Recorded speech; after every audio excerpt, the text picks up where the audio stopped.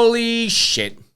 The last 3 deals I made personally have fallen away. I've had signed contracts from 2 of them, and they were meant to start in like 3-4 days, and for various reasons that I can't actually fault, they are not starting. And a 3rd deal fell away because they were relocating from the UK, and their partner, out of nowhere, got a job. So that is, as a recruiter, as you know, the shittest feeling you can possibly have. Literally the last 3 placements I made, it would be $70,000 of placed candidates in my spreadsheet, invoiced out, invoiced to the accountants, ready to go. That just disappeared. Why am I telling you this? A, I want you to know that I'm a real recruiter. B, I still plan to be $1 million biller this year like I normally am. And C, what is my playbook? How do I react? Because this is a shit you need to hear. This is happening to you guys out there. Hopefully not often, and hopefully not 3 in 1 week. But what's my playbook? What's my resolve? How the hell do I get back on that horse and keep fucking going? The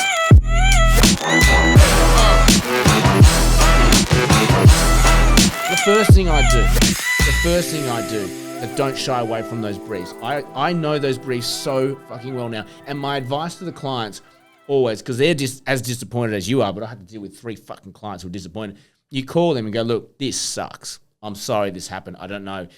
This is their explanation. People will be people, whatever. I always give them the confidence. Give me 2 weeks. We'll find some replacements, right? And why I say that is, 1, your client's head will be spinning just as much as yours. And you got to remember that, okay? You got to take yourself immediately out of this transaction and your woes and get straight back into your clients onto their side and let's get this fixed. So 1, you communicate to your client, give me 2 weeks, I'll find a better candidate.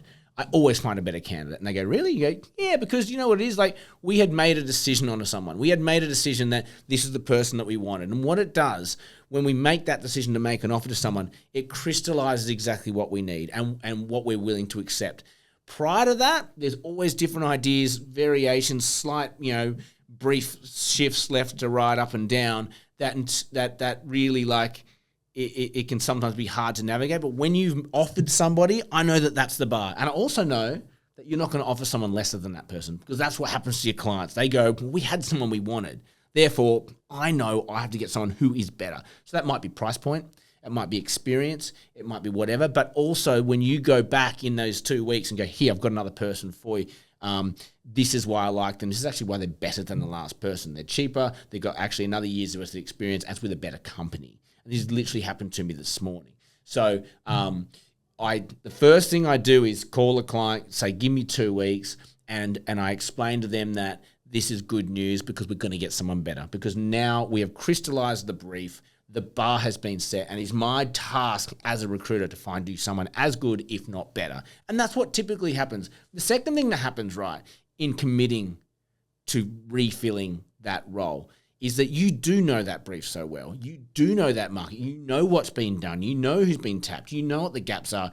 It's quite a laser focus. I've got to get this thing done, okay? And I would say that you know that brief better than any other new brief that's on your desk.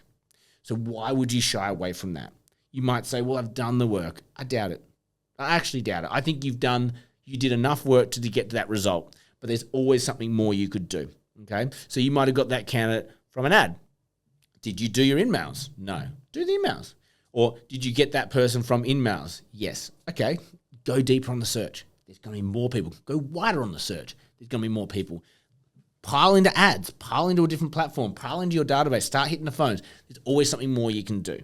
Okay? So I never shy away from a fall away, a deal that falls off, because I think that you'll make that money quicker than going onto a fresh brief and starting from scratch and going through that whole process. I genuinely think you can replace all your roles within 2 weeks. Your client's motivated, you're motivated. It feels like backwards work, but it's not.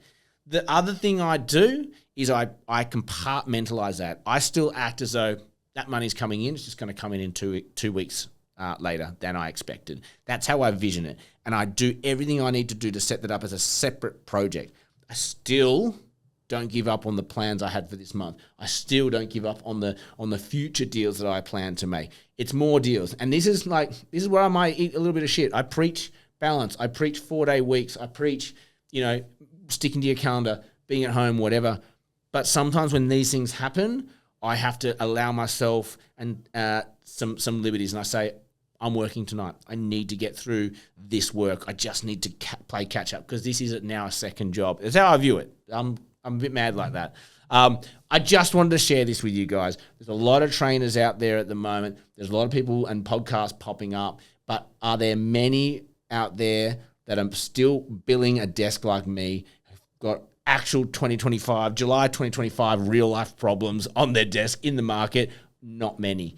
Okay, there's not many that are $1 million billers. There's not many that are managing teams and staffs. There's not many that are doing a podcast. I'm not many doing guest speaking. I'm doing a lot. Okay, and I want to share it with as many people as I can because you guys are the ones that are going to benefit from it. So I'm going to share you my shit stories as well and that pain. And I think there's some real energy about that. So if this is you and you've had a shit run of deals falling over, buckle in, buckle up, fucking fix it.